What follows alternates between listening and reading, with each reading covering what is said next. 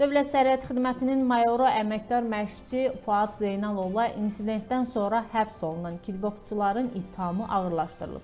İbtidai istintaq zamanı toplanmış sübutlar nəticəsində təqsirləndirilən şəxslər Elçin Hüseynov, Elnur Həmidov və Musa Əhmədovun əməlində ağır cinayət tərkibi müəyyən olunub. Onlara Cinayət Məcəlləsinin bir qrup şəxs tərəfindən və ya təkrar xuliqanlıq maddəsindən əlavə eyni məcəllənin daha ağır, ümumi təhlükəli üsulla xuliqanlıq niyyəti ilə qəsdən sağlamlığa zərər vurma maddəsi ilə yeni ittiham əlavə olunub.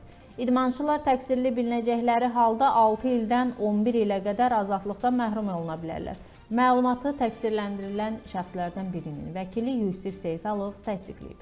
Yaxın günlərdə iş üzrə məhkəmə araşdırması başlanılacaq. Qeyd eləyək ki, bu ilin yanvarında Xətai rayonunda baş verən hadisə zamanı bir qrup idmançı kickboksing üzrə əməkdar məşqçi Fuad Zeynalov və onunla birlikdə olan şəxsə hücum edib.